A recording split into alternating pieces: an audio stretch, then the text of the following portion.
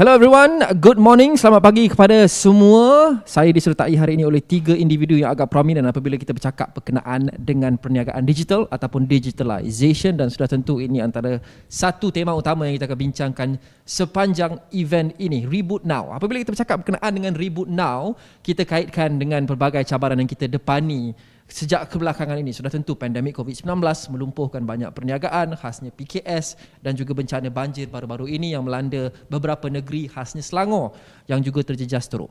Jadi memasuki tahun baru 2022, kita berada dalam bulan pertama sekarang, fokusnya adalah Reboot Now. Tapi bukan sahaja reboot dan rebuild, tapi juga build back better. Apa yang pengajaran yang kita dapat garap daripada cabaran-cabaran yang kita hadapi sebelum ini bagi usahawan, dan bagaimana ia mengajar mereka untuk menambahkan atau meningkatkan daya tahan, resilience mereka, dan menjadi lebih kalis krisis bergerak ke hadapan. Sudah tentu salah satu contoh utamanya adalah digitalization. Banyak perniagaan luar di sana, perniagaan kecil di luar sana yang ill-equipped, yang kurang bersedia untuk mendigitalkan perniagaan mereka. Jadi apabila terjadi krisis ataupun bencana, mereka sangat terdedah seperti yang kita lihat sejak 2 tahun yang lepas. Jadi apa yang kita boleh lakukan? Apa yang anda semua selaku business owner di luar sana boleh lakukan untuk memastikan reboot now and you also reboot better moving forward dan menjadi lebih crisis proof atau kalis krisis? Saya ingin bercakap berkenaan dengan topik ini dalam masa kira-kira sejam yang akan datang ini bersama dengan Ketua Pegawai Eksekutif Selangor Information Technology and Digital Economy Corporation ataupun SIDEC, Yong Kai Ping. Aminuddin Yaakob adalah Head of E-Money, Risk Management and Compliance for WavePay System Sdn Bhd, dan Fazrin Izwan adalah pengusaha PKS yang mungkin anda ada dengar di luar sana, Abam Sate. Abam Sate, Abam Fazrin. Terima kasih semua kerana menyertai kami pada hari ini. Saya nak mulakan dengan Mr. Yong dari SIDEC. SIDEC adalah agensi di bawah Kerajaan Negeri Selangor yang banyak membantu perniagaan-perniagaan kecil, khasnya dalam memberikan inisiatif digital, geran digital dan sebagainya. Tapi kita lihat mungkin sejak beberapa tahun yang lepas, kesedaran mungkin PKS ini agak rendah when you talk about digitalization. Jadi di Selangor, bagaimana penerimaan perniagaan-perniagaan kecil ini terhadap inisiatif-inisiatif digital yang disediakan? Ya.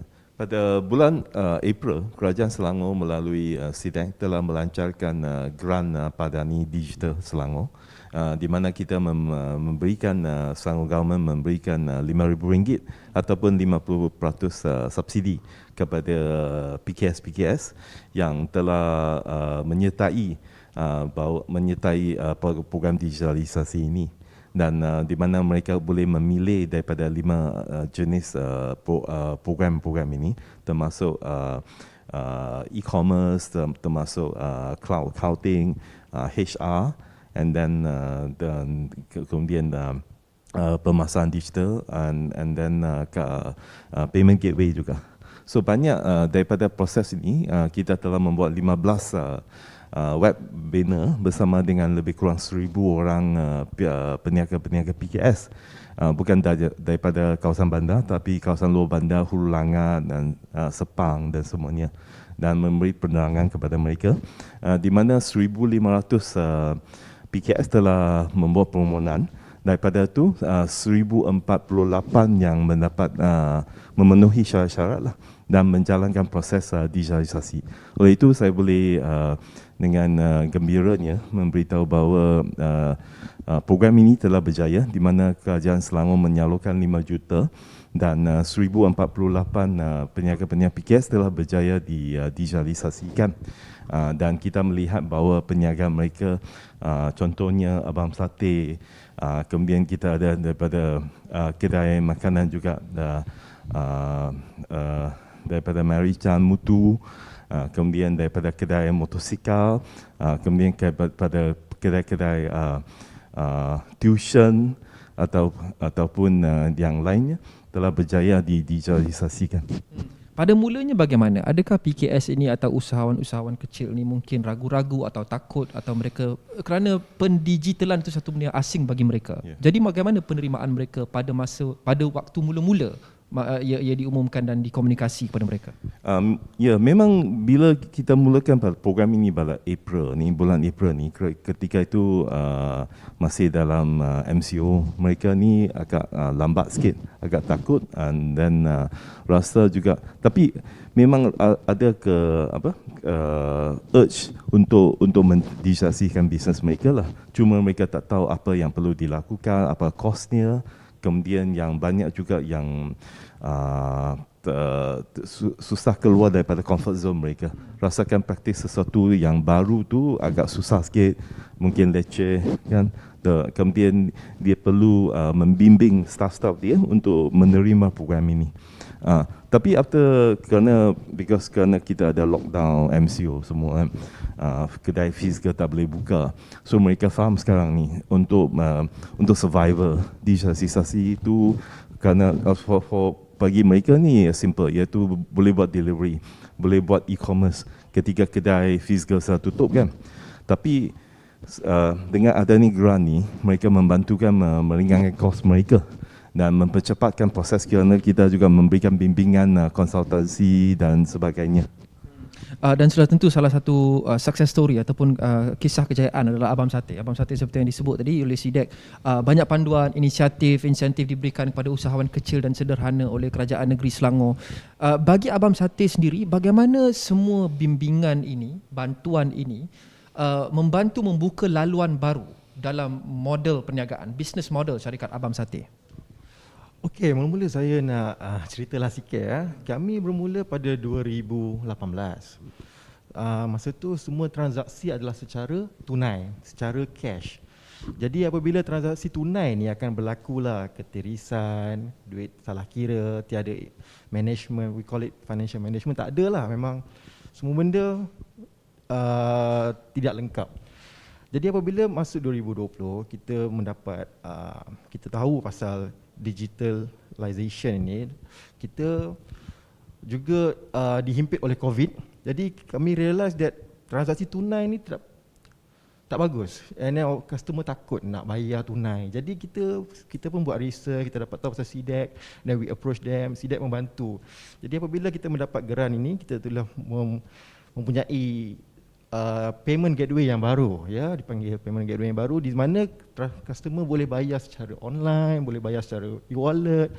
Dan apa yang bagusnya dengan digitalization ni, kita boleh simpan segala maklumat, segala pembayaran, segala transaksi.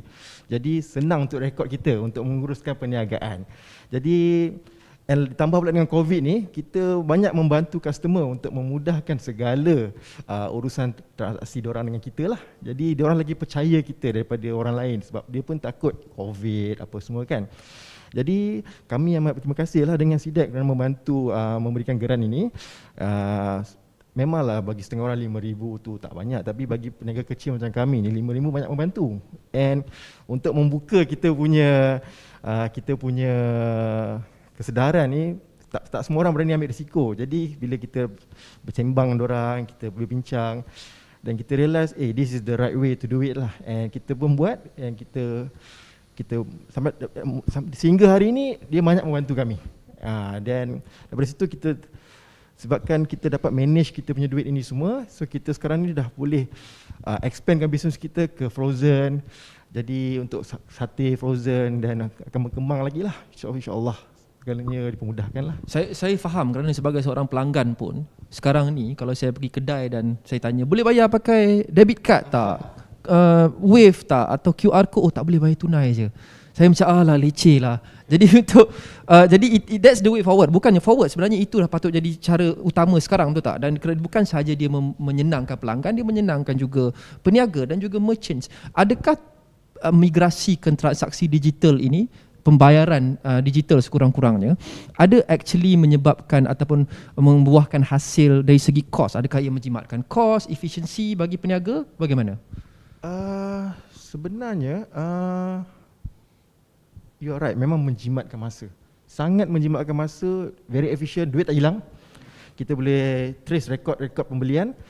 Macam contohnya Encik beli dengan kita boleh tahu, Encik ni dah beli bulan ni saja sebanyak RM200. Macam mana kita nak approach dia beli lagi banyak. So, Saya rasa dia boleh menarik pelanggan juga sebab saya ada pengalaman di mana saya tak bawa banyak cash, saya tak suka bawa banyak cash, saya pergi kedai boleh bayar pakai ni tak boleh cash saja lah, tak cukup lah kita pergi kedai lain. Jadi dah rugi kat situ. betul. Kan? Yang paling menarik sekali ada sekali tu, customer datang, encik, saya minta maaf lah, saya nak order tapi saya nak pergi bank dulu ambil duit boleh? Saya cakap tak apa encik, kita boleh bayar apa jenis QR code, wallet apa semua. Dia cakap wah, sate pun sekarang dah boleh bayar online. Boleh. Sebab semua orang sekarang sudah tentu dia orang pergi mana-mana pun mereka akan ada bawa telefon. Itu something for sure. Kalau terlupa wallet ke cash ke dia akan bawa telefon. Jadi kalau boleh bayar pakai telefon, QR code dan sebagainya, saya rasa peniaga itu boleh maksimumkan peniaga yang dia dapat. Dia tak akan hilang mana-mana peluang kalau dia hanya wajibkan orang pakai tunai. Jadi soalan saya untuk Aminuddin dari WavePay pula, kita sedia maklum kerajaan optimis untuk menggalakkan usahawan kecil dan sederhana menceburi bidang digital ini atau memperbanyakkan digitalisasi perniagaan mereka. Boleh WavePay terangkan bagaimana syarikat seperti WavePay ini berperanan membantu kerajaan negeri, kerana sudah tentu kerajaan negeri dan kerajaan persekutuan juga perlukan kepakaran, bantuan infrastruktur daripada sektor swasta yang berkepakaran seperti WavePay. Jadi bagaimana WavePay boleh membantu menyediakan infra untuk menggalakkan lagi usahawan beralih ke transaksi digital dan membantu kerajaan menjayakan matlamat ini? Sebagai sebuah syarikat yang tertakluk di bawah Akta Perkhidmatan Kewangan ataupun Financial Services Act 2013, kami perlu mengikut standard ataupun compliance oleh Bank Negara Malaysia. Disebab itu kita ni dikenali juga sebagai non-bank e-wallet ataupun e-money issuer. Syarikat kami juga di dalam satu kumpulan juga mempunyai lesen peminjam wang di bawah Akta Peminjam Wang di bawah Kementerian Perumahan Kerajaan dan Tempatan, itu di bawah Money Lending Act 1951. Jadi dari segi infra ni, apa yang kita sediakan ialah e-wallet dan juga kalau ada apa-apa pembayaran dan penerimaan, kita akan menyenangkan usahawan dan juga consumer. So consumer ni adalah pembeli-pembeli yang mana seperti yang Abang Sati mention tadi, maknanya kalau boleh penggunaan tunai itu dah berkurang. Maknanya semua menggunakan teknologi di hujung jari seperti handphone, seperti kad ya, untuk membuat pembayaran di mana-mana premis perniagaan. Jadi dari segi infrastruktur yang kami sediakan ialah sebenarnya infrastruktur untuk e-wallet pembayaran secara digital ni, kita bukan bercakap tentang infrastruktur macam yang perlu bangunan apa semua tu. Apa yang kita perlukan ialah handphone. Jadi dari menggunakan handphone ni, kita boleh membuat pembayaran orang kata anytime anywhere. Jadi kalau macam dari segi usahawan, sebelum ni kena pergi ke agensi kerajaan, pergi ke kaunter untuk renew lesen perniagaan, untuk dapatkan sijil pendaftaran perniagaan mungkin di SSM. Tapi apa yang berlaku sekarang ni, untuk permohonan tu, usahawan ni boleh buat even pada waktu malam pun. Sebab servis yang disediakan secara online ni dan pembayaran yang boleh dia buat secara payment gateway ni ialah 24/7 by 365. Maknanya usahawan boleh fokus kepada perniagaan mereka dan untuk segala urusan permit kelulusan perniagaan apa semua ni, diorang boleh buat pada bila-bila masa. Itu dari segi fungsi yang dari segi infrastruktur dan kemudahan yang disediakan apabila kita membuat transaksi secara digital. Mungkin ada peniaga, malah banyak peniaga di luar sana, khasnya peniaga kecil yang takut apa satu. Jika saya migrate ke transaksi digital, adakah ia akan menyebabkan kos saya meningkat? Adakah ia akan melibatkan sebarang kos, peningkatan kos bagi pihak peniaga? Okay. Dari segi peningkatan kos tu sebenarnya sangat minimal. Sebab bila kita sepatutnya pentingkan dari segi keselamatan. Bila kita nak bawa cash ni, especially katalah macam orang meniaga burger pada waktu malam, dia balik lewat. Jadi dia akan bawa jumlah cash yang banyak. Itu sebenarnya lagi boleh memudaratkan dan bahaya. Jadi bila kita buat transaksi secara digital ni, diorang dah boleh tengok dah dia punya transaksi tu dalam handphone. dan dia tahu duit tu dia akan dapat dalam masa yang kita panggil settlement period. Jadi mungkin T+1 atau T+2. Jadi dia boleh rasa selamat bila dia balik ke rumah, dan dia boleh dia tak ada perasaan risau dari segi itu. Dari segi kos, apa yang kita buat sekarang ni sama juga dengan kalau katalah mereka usahawan ni deal dengan bank melalui payment gateway. Kos itu masih tetap ada. Cuma kos tu sekarang ni antara diorang bayar kepada e-wallet company, sebab kita akan proses dia punya transaksi itu, ataupun dia bayar kepada bank. Kos tu either dia left pocket ke right pocket, sama sahaja. Saya mau kembali kepada Mr. Yong. Sudah tentu salah satu matlamatnya adalah untuk menjadikan Selangor hub digital. Di manakah Selangor berkenaan dengan matlamat itu? Where are you now? Dan apa lagi cabaran-cabaran yang perlu didepani untuk merealisasikan matlamat ini?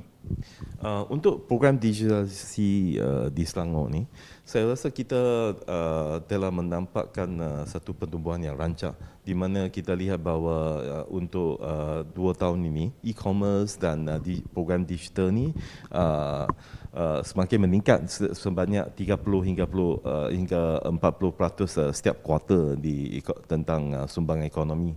Dan sekiranya digital ekonomi sekarang ni memang Malaysia sedang meningkat kepada 20 hingga 25%, iaitu kita panggil sebagai proses mengembang, dan kebanyakannya memang bertumpu di Selangor. Dan untuk proses ini kita adakan lancarkan program Seremban Dua Mata. Satu ialah untuk membantu PKS kita untuk semakin memulakan proses digital. Contohnya sebagai Abang Sate, step dia masih step 1 lagi. Ada step 2, step 3 yang boleh ambil. Sebenarnya because at the end proses digital ini adalah untuk seperti yang diceritakan oleh Abang Sate, ialah dia akan dapat data. Datanya maksudnya, datanya kita tahu daripada customer kita, how to retain customer lama kita. So proses perniagaan ni kita akan berkembang. Sekiranya kita ikut hukum 80-20. Maksudnya kita retain 80% customer lama. Kalau customer lama tak datang, kita check tengok ni. Dia tak datang, mungkin kita kena hantar sikit WhatsApp ataupun birthday wishes pada dia untuk dia kembali, ataupun adakan diskaun, program diskaun tersebut. So menarik dia balik. Kemudian kita akan mengembang dengan 20% customer baru. So bisnes kita akan berkembang dengan menggunakan data ni. So at the end proses ataupun sama ada kita menggunakan WebPay, menggunakan program digitalisasi yang lain, ialah mendapatkan data. So kita faham apakah cost kita, apa dia, di mana pendapatan kita, di mana customer kita ada data tersebut. Yang kedua prosesnya, daripada semua ni kita telah efisien dan kurangkan cost, bisnes semakin mengembang. Dengan ada datanya kita boleh plan, tengok mana bisnes kita akan berkembang. Kita lihat bahawa contohnya orang yang makan sate, yang di mana kawasannya, di mana kedai sate yang banyak, semua data tersebut kita boleh kembang. Dan kemudian membuat sama ada kita membuat fundraising dan kemudian kembangkan ke Southeast Asia. Memang banyak syarikat-syarikat startup melalui bimbingan SIDEC, melalui program Selangor Selangor Accelerator Program ni, kita telah melatih 120 syarikat startup, di mana 40%-nya masih semakin berkembang. Dan mereka sekarang bukan saja di Selangor tetapi Malaysia, kemudian ada syarikat yang telah kembang ke Southeast Asia untuk buat tubuhkan syarikat-syarikat termada di Thailand ataupun di Indonesia juga. Ini membawa saya kepada soalan seterusnya pada Abang Sate. Ini poin yang menarik kerana kita cakap sekarang ni berkenaan dengan pendigitalan. Buat masa sekarang kita punya perbincangan sering tertumpu kepada macam yang kita sebut tadi, transaksi digital, boleh bayar tanpa tunai dan sebagainya. Tapi bagaimana lagi kita boleh guna digitalization ni untuk melakukan perkara-perkara yang next step? Contoh, mungkin gunakan analitik untuk mengenal pasti di mana saya boleh buka lagi satu cawangan, di mana orang suka makan sate lebih banyak. Apa produk-produk lain yang saya boleh develop berdasarkan cita rasa pasaran saya, dan dari segi pengeluaran sebagai contoh dan pembungkusan, bagaimana kita jadikan dia lebih teratur, terancang dan efektif melalui pendigitalan. Jadi bagi Abang Sate, apa lagi next step untuk digitalization ni dan bagaimana ia boleh membantu membawa syarikat kecil ke peringkat seterusnya melebihi sekadar transaksi digital dan sebagainya? Seperti yang Cik Yong katakan tadi ya, memang antara ultimate level of digitalization is marketing, pemasaran. Betul, memang penting. Tapi bagi saya, contohnya perniagaan saya sekarang berkembang untuk kategori frozen food. Saya berpendapat bahawa pembungkusan, pengeluaran itu sangat penting. Itu juga harus didigitalkan bagi membantu perniagaan-perniagaan kecil saya berkembang ke tahap yang lebih bagus. Memang betul, kita sebagai peniaga kecil kita takut untuk go to next step. Kita terlalu selesa dengan keadaan kita sekarang ni. Takut ambil risiko? Ya, memang betul. Kita takut ambil risiko. Terutamanya pada zaman sekarang ni, pada musim sekarang ni terlalu banyak cabaran apa semua. Tapi no risk, no gain. Ya, kita kena ambil risiko. So bagi kami percaya kita perlu move to another step. Marketing kita dah buat, payment wave kita dah buat, kita perlu fokus kepada pembungkusan, pengeluaran, contohnya pembungkusan sate. So kita nak macam mana data kita perlukan untuk memperkembangkan lagi perniagaan kita pada masa seterusnya. Adakah peningkatan digitalisasi semestinya akan bermakna otomasi juga akan meningkat? Mesin akan menggunakan pembungkusan dan produk dan sebagainya seperti yang Pak Ni sebut tadi, dan bermakna mungkin tetap perlukan ramai pekerja manusia selepas ini? Ya, betul. Kita sekarang ni kita pun tahu, sedia maklum, mesin sekarang ni sudah banyak ambil kerja-kerja manusia, betul. Kenapa? Kerana kita pada limit kita pada had kita. Jadi saya setuju pada masa yang datang, mesin, we call it, the business will be automated lah. Kita akan berkembang, kita akan banyak mesin, especially sekarang ni dengan teknologi yang canggih ni, mesin akan banyak membantu dalam proses perniagaan kita. Saya sangat bersetuju, dia akan berkembang. Bagi WavePay, bagaimana perlu WavePay mungkin akan melakukan lagi penambahbaikan bergerak ke hadapan untuk memberi lebih manfaat kepada PKS? Related to kita punya business sebagai e-wallet provider ni, apa yang kami sedang tambah baikkan ialah dari segi menambah ciri-ciri e-wallet tersebut. Sebab e-wallet kalau kita tengok sekarang ni dah ada dekat 50 company dah yang diluluskan oleh Bank Negara. Tapi dari segi untuk make sure kita ada value creation untuk membantu usahawan, membantu pengguna e-wallet ni supaya cashless transaction ni akan jadi lebih meriah. Jadi apa yang kita sedang tambah baikkan ialah salah satunya ialah kiriman wang ke luar negara ataupun cross border transfer. Sebabnya kalau kita tengok dari segi peniaga ataupun usahawan ni, kadang-kadang stok untuk barangan tu tak semestinya ada dalam negara. Contoh macam kadang-kadang mungkin ada usahawan yang beli tudung untuk dipasarkan semula, kemungkinan daripada negara-negara jiran. Jadi stok ni, seperti yang saya cakapkan, maklumat di hujung jari ni, usahawan dah boleh tengok dah di mana harga yang murah untuk barangan ni. Dan harga ni akan ditambah nilai seperti dengan pembungkusan, packaging, branding. Jadi mereka akan jual di Malaysia. Jadi untuk dapatkan kos yang murah ni, usahawan sekarang dah jadi lebih bijak. Mereka boleh tengok di mana harga yang paling murah ataupun kualiti yang paling baik. Jadi mereka akan ambil stok ni daripada luar negara. Jadi kiriman wang yang kita cadangkan melalui e-wallet ni ataupun cross border ni, maknanya pengusaha boleh menggunakan e-wallet untuk membayar kepada pembekal daripada luar negara. Itu salah satu daripada penambahbaikan. Yang keduanya ialah disbursement oleh pihak ketiga. Ya. Sebab kalau kita tengok dari segi usahawan ni, dia sama ada seperti yang Mr. Yong mention pasal dari segi dana, dari segi pinjaman ataupun grant. Ya. Kalau grant ni boleh disalurkan melalui e-wallet, ianya adalah lebih baik. Sebab ada rekod, maknanya ini semua ada pengagihan ini berlaku secara telus. Ya.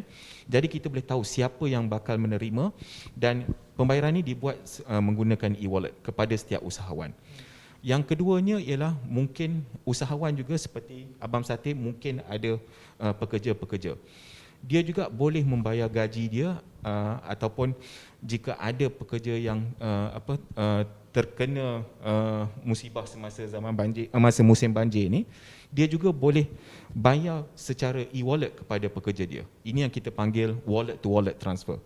Dengan cara macam ni, kalau ada isu akses kepada pekerja, mungkin kawasan dia dilanda banjir, susah nak drive pergi ke situ, jadi dia boleh transfer through e-wallet saja. Itu maknanya pemindahan oleh pihak ketiga. Ya. Apa perbezaan transfer ke e-wallet seperti itu berbanding dengan kita transfer kepada akaun bank seperti yang kita buat sekarang? Okey, transfer melalui akaun bank pun boleh juga. Cuma sekarang ni bila akaun bank ni kita tertakluk kepada di mana kita buka bank account. Bila kita menggunakan e-wallet, dia ni orang kata open. Maknanya kalau saya ada wallet WavePay, Abang Sati ada wallet WavePay, kami boleh buat sama-sama transaksi itu. Okey. Itu cara perbezaan dia dengan bank lah. Okey, yang ketiganya contoh usahawan ni yang saya suka nak tekankan ialah bila hubungan antara franchisor dengan franchisee. Sebabnya franchisor ni kadang-kadang bila dia nak hantar barang, dia nak dapatkan payment, dia dah ada senarai franchisee yang berdaftar dengan dia.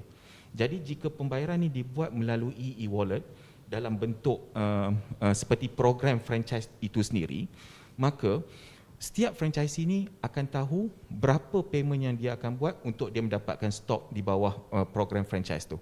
Jadi ini semua akan menjadi sangat teratur. Itu yang kita suka bila boleh buat payment oleh pihak ketiga ni.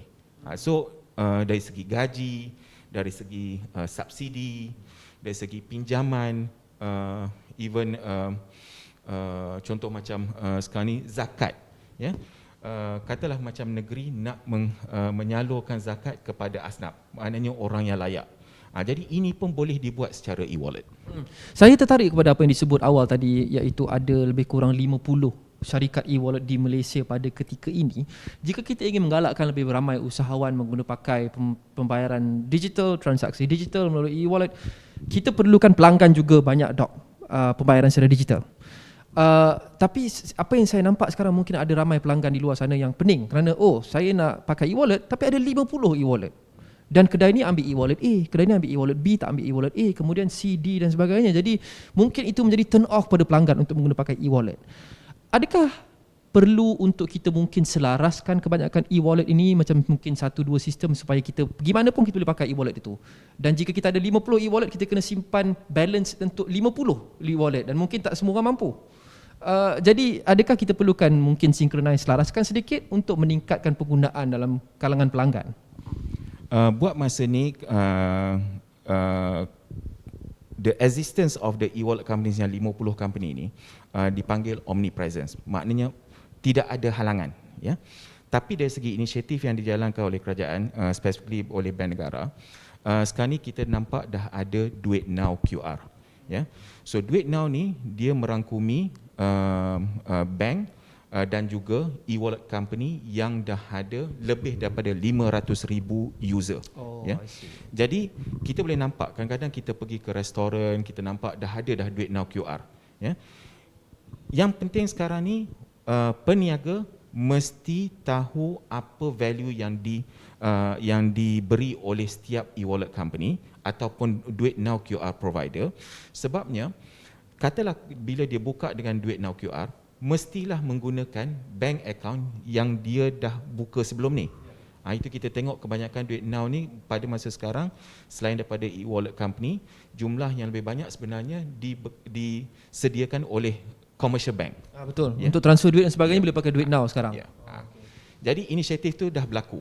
So kemungkinan convergence ni ataupun maknanya dia mungkin akan sampai ke satu tahap di mana semua QR yang kita nampak macam-macam atas kaunter tu mungkin satu hari nanti akan jadi satu atau dua saja. Ya, mungkin itu yang terbaik. Kerana pelanggan sekarang ramai pening sedikit kerana sedikit sebanyak seperti touch and go lah mungkin. Kerana touch and go mereka boleh simpan balance dalam itu. Kemudian bila ada RFID dikatakan balance lain pula. Jadi ada orang cakap macam mana saya nak simpan RM50 dalam ni, RM50 dalam ni. Bila saya nak top up saya kena top up semua. Jadi tak mungkin orang mampu. So mungkin itu akan terjadi pada masa hadapan, memudahkan pelanggan sekaligus kita tingkatkan adoption dan akan menguntungkan usahawan. Saya ingin berbalik kepada Mr. Yong. Bagaimana kerajaan negeri dan SIDEC akan melengkapi ekosistem digital kepada usahawan IKS di negeri Selangor, termasuk memastikan ia akan memberikan manfaat yang seimbang kepada semua usahawan kecil, bukan hanya tertumpu sebagai contoh kepada PKS di urban centres, di Subang, di PJ, tapi juga di Hulu Selangor, Kuala Selangor. Bagaimana? Ya, memang kita lancarkan pelbagai program, contohnya sebagai e-commerce class kita.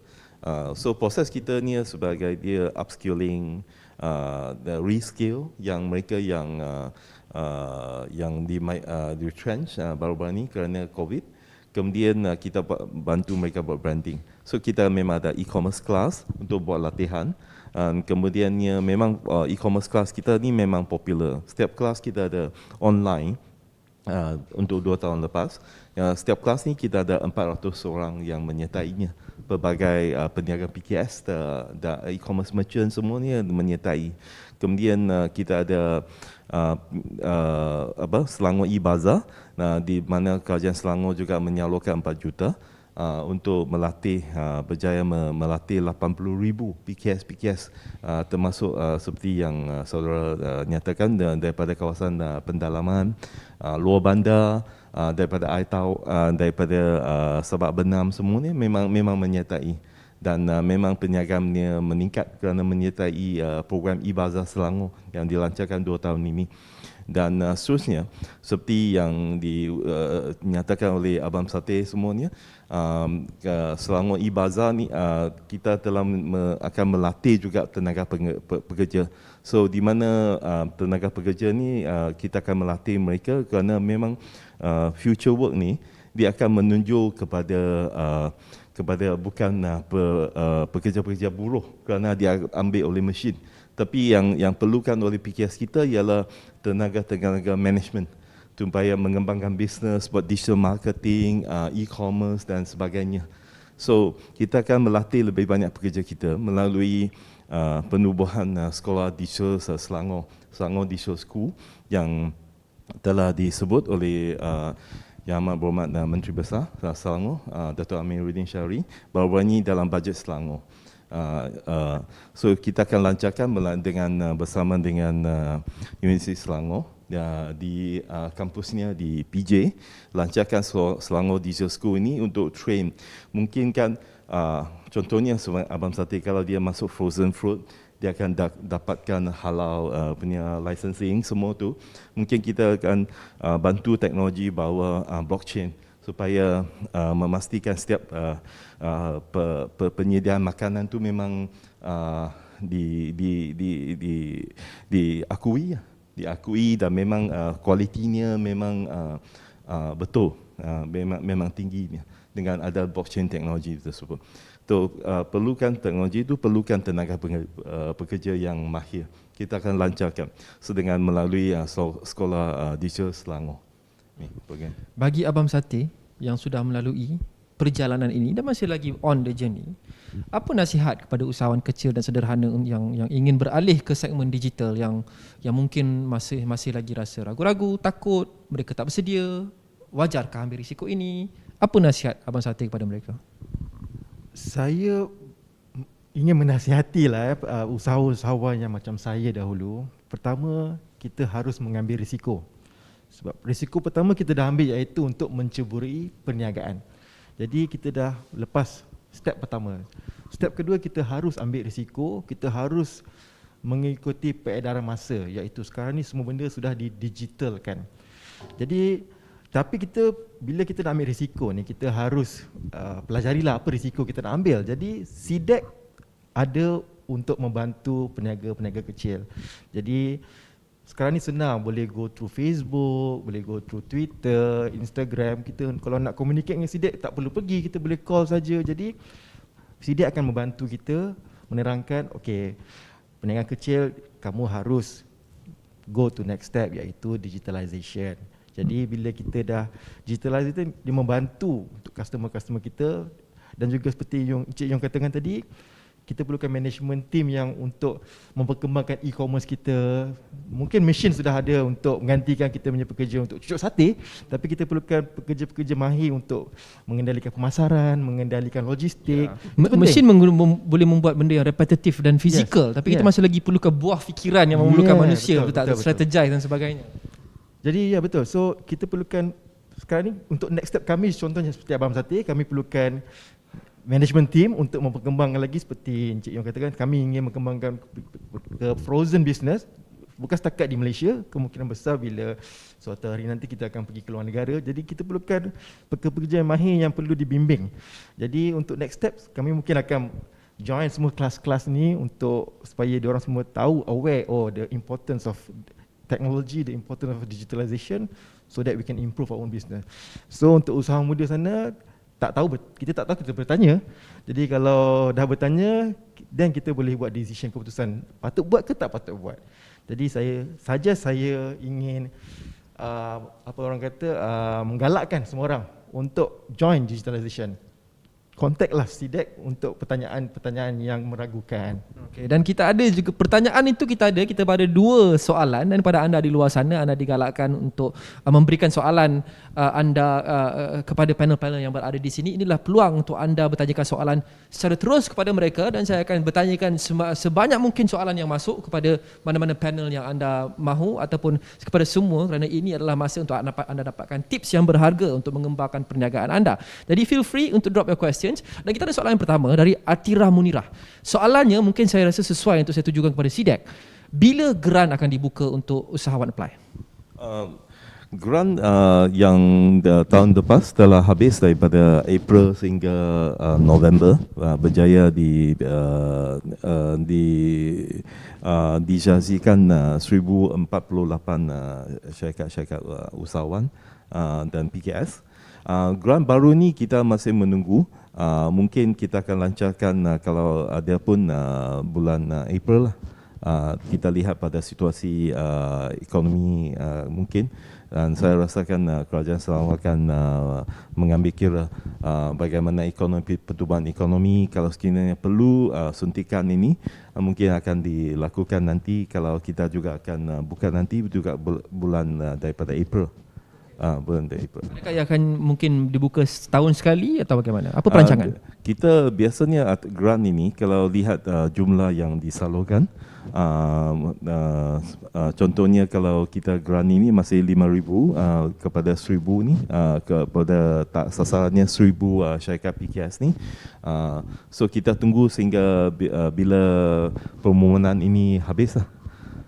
Dan kita lihat berapa banyak yang pilihan syarikat-syarikat yang memohon. Dulunya contohnya bila dilancarkan di April dulu, dia agak perlahan sikit, tapi selepas bulan Ogos dan Oktober memangnya prosesnya permohonan ni semakin merancang. Untuk itu kita akan membuat pemberitahuan di website kita dan melalui social media bila grant ni akan dibuka semula. Apa yang SIDEC lihat, apa kriteria yang dilihat untuk meluluskan satu-satu grant? Dan adakah ada sebarang kriteria atau faktor yang meningkatkan peluang kelulusan untuk satu-satu syarikat tu? Ya, kriterianya secara ringkas saja. Dia jumlah perniagaannya mesti melebihi sekurang-kurangnya 100,000 setahun. Kemudian dia perlu menyertakan akaun, bukti-bukti akaun tahun lepas, dan dokumen-dokumen lain saja. Memang prosesnya kita proses dikenali sebagai paling cepat antara agensi-agensi di Malaysia lah. Memang kita akan meluluskan biasanya proses ni dalam masa 21 hari. Okey. Kita ada satu lagi soalan, dan saya rasa soalan ni agak menarik, dan saya kalau boleh saya akan tujukan kepada semua panel kita seorang-seorang untuk dapatkan perspektif yang lebih menyeluruh. Saya nak start dengan Abang Sate dulu. Soalan daripada Fazirah Abdullah tanya, kalau kita hanya dropship, tak ada kedai, tak ada staff, perlu ke digitalization ni juga? Perlu ke nak digitalkan perniagaan juga? Kedai tak ada, staff tak ada, kita dropship je. Ke cukup sekadar promosi di media sosial, IG, Facebook dan sebagainya? Kita perlu digitalizing sebab promosi sekadar di Facebook, IG ni hanya sekadar awareness untuk memberitahu orang luar bahawa kita melakukan perniagaan ini. Tapi digitalizing ni membantu untuk transaksi.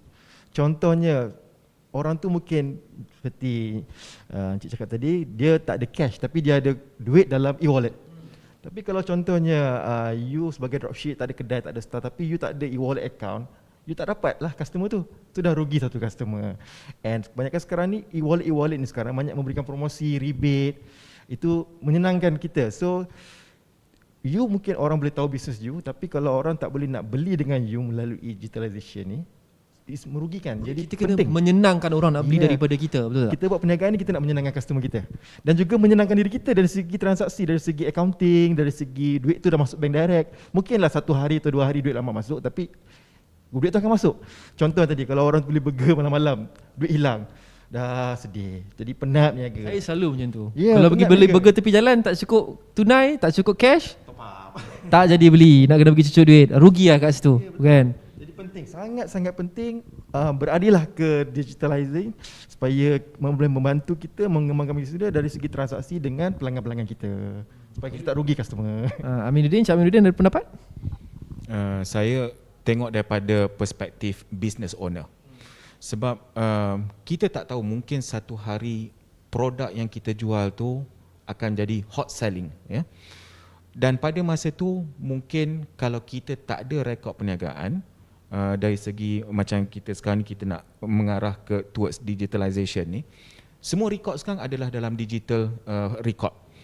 Dan pada masa tu bila bisnes kita dah ada business bubble bergelembung menjadi sangat besar dan kita tak ada evidence.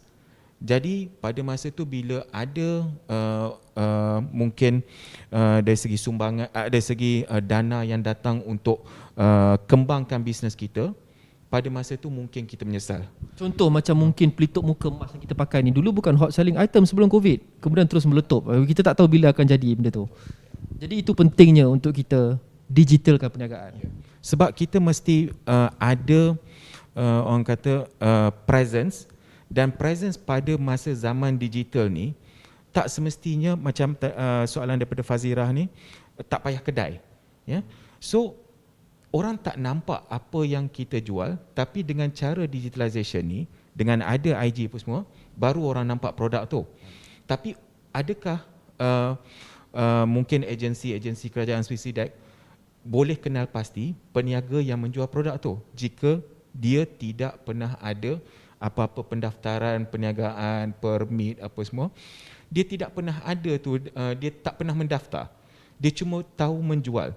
Sayangnya bila masa kemudahan ni, fasiliti ni semua ada, dia ni tidak ada di dalam radar. Itu yang kita akan rasa menyesal pada masa tu. Mungkin dia dah maju, tapi dari segi untuk menolong dia untuk lebih maju, tak dapat berlaku. Jadi kita ada sedikit masa lagi. Kepada anda di luar sana, masih lagi sempat untuk anda tanyakan soalan kepada panel kita.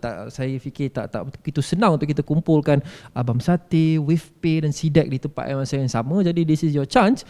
Ada sedikit masa untuk bertanyakan soalan. Anda jangan boleh type dan key in soalan anda di sana, dan kita akan tujukan kepada panelis kita di sini. Tapi saya ingin dapatkan juga point of view SIDEC dan Mr. Yong berkenaan dengan soalan ini. Tak ada kedai, hanya dropship, tak ada staff, tak ada apa.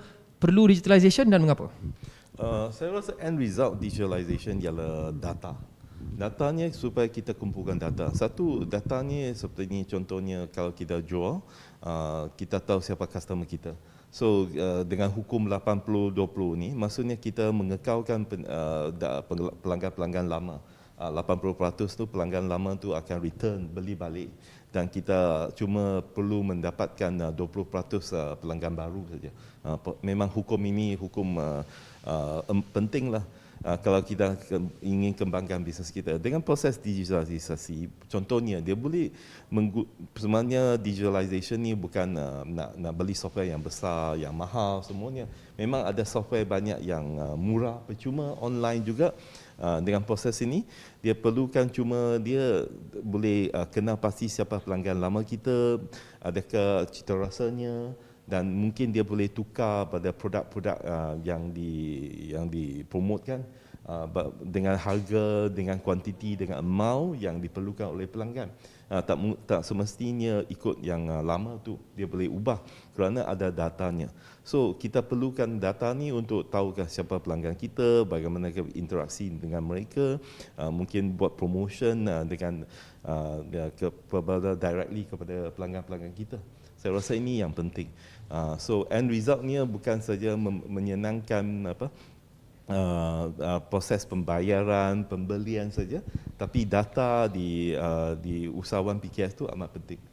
Okay. Kita ada lebih minit lagi. Saya mungkin sempat tanya kepada Fazrin. Soalan ini ramai yang sering tanya. Okay? Ramai usahawan di luar sana tak pasti sama ada mereka sudah sedia untuk expand dan go digital. Bila kita boleh tahu kita sudah sedia?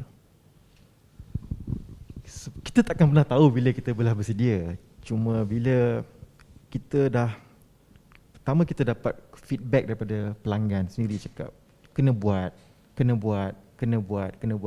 Dalam bisnes kita tak boleh sombong.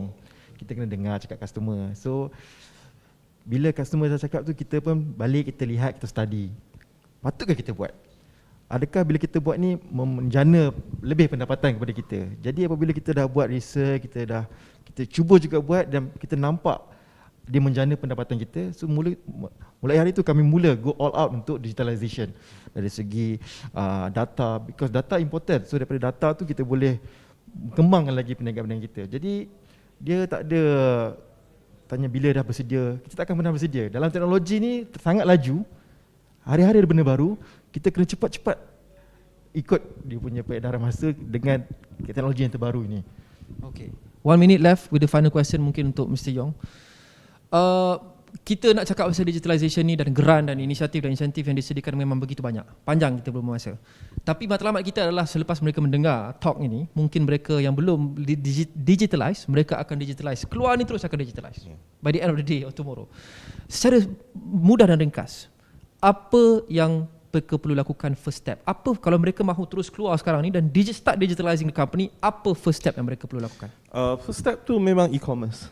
Memang start sama ada buat website sendiri ataupun buat dekat marketplace. Contohnya Shopee dan Lazada. Step pertama dengan paling cepat. Kemudian yang kedua dia, kalau dia F&B, kalau dia ada physical shop tu, dia perlukan e-post system supaya pembayarannya semuanya secara digital, tak payah tunai lagi. Kemudian dia boleh buat booking awal and then delivery. So memang proses ini, dan proses ini tak mahal sekarang. Memang agak mudah dan cepat, dan memang you akan nampak efeknya lebih cepat. Saya ingin ucapkan terima kasih kepada Mr. Yong Kai Ping, Ketua Pegawai Eksekutif Selangor Information Technology and Digital Economy Corporation ataupun SIDEC, Aminuddin Yaakob, Head of Money, Risk Management and Compliance untuk WavePay Sistem Sendirian Berhad, dan sudah tentu Abang Sate kita, Abang Fazrin Izwan, pengasas Abang Sate. Dan kepada anda kami harap sesi kami ini bermanfaat dan mungkin memberikan sedikit sebanyak tip dan maklumat kepada anda untuk memudahkan proses anda untuk mendigitalkan perniagaan. Terima kasih lagi sekali kepada semua. Kita akan proceed to the next session. Banyak lagi yang kami akan kongsikan, banyak lagi soalan yang boleh anda tanyakan. Untuk itu saya serahkan kepada host kita pada hari ini, Dino, Syed Farah Dino. Silakan.